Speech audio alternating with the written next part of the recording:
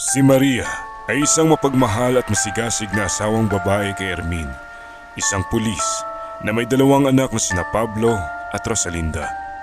Naharap sa mga problemang pinansyal matapos mawala ng trabaho si Maria at hindi sapat ang sahod ni Hermin bilang isang pulis para suportahan ang pamilya nila mag-isa. Kaya napilitan si Maria na maging isang overseas Filipino worker.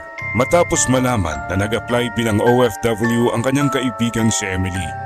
Sa simula, nag-aalinlangan si Hermin sa plano ng kanyang asawa, ngunit sa huli ay pumayag din siya. Si Maria ay nagtungo sa England upang magtrabaho bilang isang domestic worker at caregiver. Sa England, nakilala ni Maria si Nanay Leng, isang kapwa OFW. Matapos bumili ng mga grocery para sa kanyang employer, si Maria ay ginahasa sa loob ng isang van at matapos ay natagpo ang walang malay. Siya ay dinala sa ospital kung saan nire-rekomenda ng doktor na ibalik siya sa Pilipinas.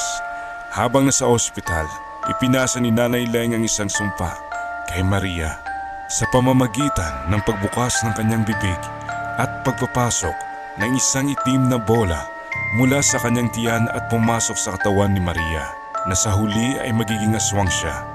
Sa paglipat ng kanyang kapangyarihan, nawala ang kanyang kahalagahan at namatay si Nanay Leng ng maaga. Sa Pilipinas, dinala si Maria sa isang ospital sa kanyang bayan sa Capiz, kung saan ang mga doktor ay nagpasya na may amnesia siya at binabantayan ang kanyang agresibong pag-uugali. Inuwi ni Hermin si Maria sa kanilang tahanan, ngunit pinigilan siya ng isang empleyado ng ospital dahil sa kanilang natuklasan at sinabing baka hindi na siya makilala ni Maria.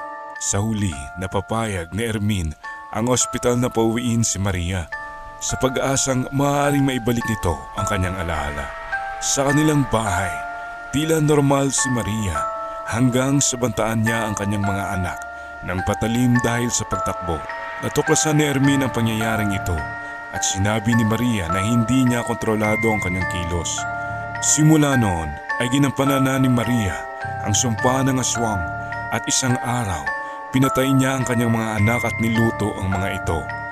Nang malaman ni Hermin ang kanyang ginawa, paulit-ulit niyang binaril si Maria, ngunit nakatakas ito. Tinawag ni Hermin siya na aswang.